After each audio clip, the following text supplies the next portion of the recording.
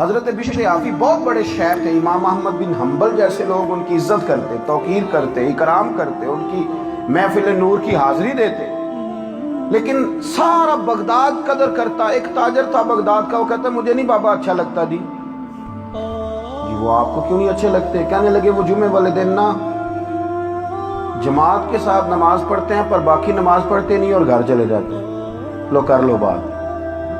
بہت سارے لوگوں کو شکوہ ہوتا ہے کہ ہمارا امام جو ہے وہ عصر کی سنتیں پہلی نہیں پڑھتا اور عشاء کی پہلی سنتیں نہیں پڑھتا۔ تو میں کہتا ہوں جس چیز کو رب رسول نے فرض نہیں کیا آپ کیوں کرتے؟ پڑھنی چاہیے انہیں، خیر کی بات یہی ہے، عمدہ بات یہی ہے، پر اتنی زیادہ تنقید، اتنی زیادہ، اور سارے فیصلے دوسروں کے لیے کر لیے نیک ہونے کے۔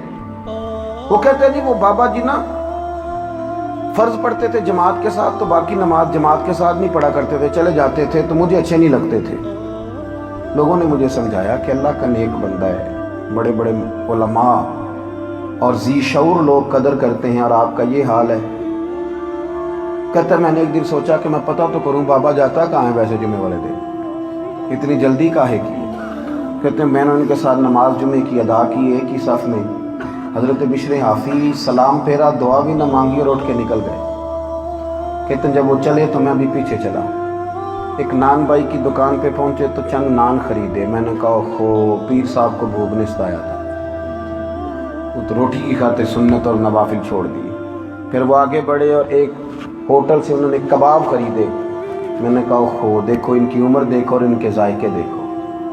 پھر وہ جب جنگل کی طرف بڑھے تو میں نے سوچا کہ یہ نا سبزے پہ بیٹھ کے اب کھانا کھائیں گے لوگوں سے چھپ کے اور لوگوں کو بتائیں گے کہ روزے زیادہ رکھتا ہوں، میں تو عبادت میں رہتا ہوں۔ کہتے ہیں وہ جنگل کی طرف مڑے تو میں بھی پیچھے ہو گیا۔ چلتے چلتے نا حیران میں تب ہوا جب ایک جھونپڑی آئی، اس جھونپڑی کا دروازہ باہر سے بند تھا۔ بوڑھے شیخ نے اپنے کانپتے ہاتھوں سے وہ دروازہ کھولا اور جب انہوں نے پردہ ہٹایا تو چارپائی پہ ایک بوڑھے بابا جی جو فالج زدہ ہے، مریض ہیں، وہ لیٹے ہوئے تھے۔ کہتے ہیں حضرت شیخ نے کھانا ایک کونے میں رکھا اور دوڑ کے پہلے بابا جی کو سیدھا کیا اور پھر جھٹ سے پیالے میں پانی لائے اور اپنے امامے کا پلو پانی میں ڈال کے تو بابا جی کا منہ صاف کیا۔ بابا جی کو بٹھا کر کے نا تو پہلا لقمہ توڑ کے ان کے منہ میں ڈالا اور حضرت بشر عافی کہنے لگے بزرگوں معاف کرنا، آج جمعہ تھا، نماز پڑھتے دیر ہو گئی، روٹی لے کے آنے میں دیر ہو گئی، ابھی تو میں نے سنت بھی پڑھنی ہے، نوافل بھی پڑھنے ہیں، ابھی تو میری بقیہ نماز باقی ہے۔ وہ شخص کہتا ہے میں باہر کھڑا تھا اور میرا وجود کانپ رہا تھا، میں تھر تھر کانپ رہا تھا، میں کیا سوچتا تھا یہاں کیا بن گیا۔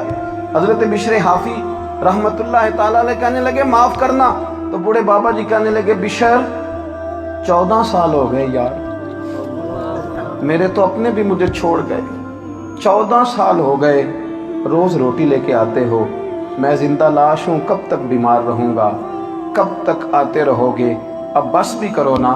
تو حضرت بشر عافی نے بابا جی کی آنکھوں سے آنسو پونچھے اور دوسرا نوالا منہ میں دے کے فرمانے لگے بابا جی بس بس، آج کے بعد یہ بات نہ کرنا کہ جو سارا شہر میری قدر کرتا ہے اور میں ننگے پاؤں بغداد کی گلیوں میں چلتا ہوں تو جانور بھی گوبر نہیں کرتے، تو یہ میرے نفل اور چلوں کی وجہ سے نہیں ہے، میں آپ کی خدمت کرتا ہوں تو رب نے مخلوق کے دلوں میں میری محبت پیدا فرمائی۔ بات کو سمجھے میرے بھائی، وہ کہتے ہیں میں جس کو ان کی غلطی سمجھتا تھا نا وہ ان کی سب سے بڑی خوبی نکل آئی۔ اور میاں کچھ تو مجبوریاں رہی ہوں گی، یوں ہی کوئی بے وفا نہیں ہوتا، کچھ تو مجبوریاں رہی ہوں گی، یوں ہی کوئی ہم نے تو ہر شخص کے بارے میں، آپ یقین کریں ہر شخص کے بارے میں جس کی بھی بات چھیڑے نا، جس کی بھی لوگ کوئی نہ کوئی کہانی سنا دیتے ہیں، کہتے ہیں آپ کو نہیں پتا میں بتاتا ہوں۔ بھئی بس کریں، نبی پاک صلی اللہ علیہ وسلم نے فرمایا لوگوں کی جاسوسی نہ کرو ورنہ تم انہیں خراب کر دو گے۔ اچھا گمان پیدا کریں زندگی، اچھی سوچوں کو فروغ دیں، اور اگر کوئی کسی کے بارے میں بات کرنے لگے تو اسے تھوڑی دیر کے لیے روکیں، اس لیے کہ حضور صلی اللہ علیہ وسلم نے فرمایا اگر تم نے کسی کو اس جگہ رسوا کیا